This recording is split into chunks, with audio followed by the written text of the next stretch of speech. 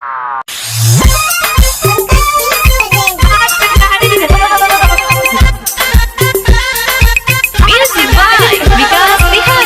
Lakshmi recording studio Dumarsan. आज चीत को के डाल फिट आट जाई हो, चीत को के डाल राजात जाई हो। धीरे धीरे कोहराना तो फाट जाई हो, धीरे धीरे कोरोना तो फाट जाई हो।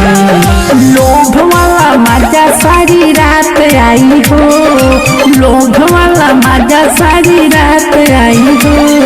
धीरे धीरे कोरोना तो फाट जाई हो, धीरे धीरे कोरोना तो फाट जाई हो।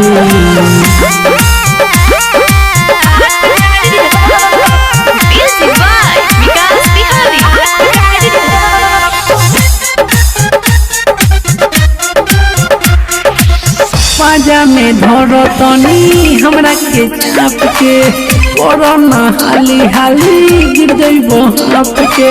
कहो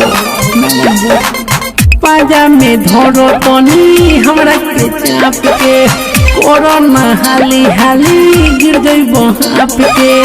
होखे तो हमरो के तुम दहोश हो, चढ़ल जमानी के बढ़े तो जोश हो, चढ़ल जमानी के बढ़े तो जोश हो।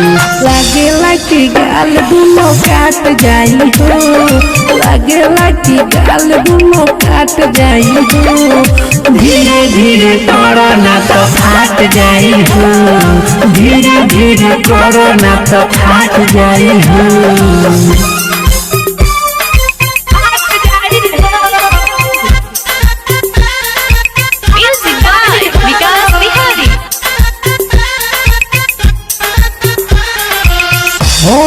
जाला काहे बुझो न दुख हो, लाहे लाहे में मिली जवन सुख हो।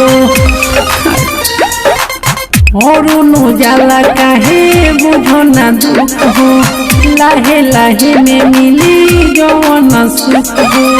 मतस बिहारी लहंगा के फारी, देखी के लोगावा हो दीवारा गारी, देखी के लोगावा हो दीवारा गारी। विनोद सतेंद्र भी उलाट जाई हो, विनोद सतेंद्र भी उलाट जाई हो। धीरे धीरे कोरोना तो फाट जाई हो, धीरे धीरे कोरोना तो फाट जाई हो। चीत को के डालो फिट आट जाई हो, चीत को के डालो राजात जाई हो।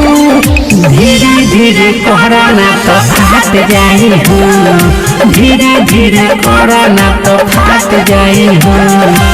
माँ लक्ष्मी रिकॉर्डिंग स्टूडियो डुमर।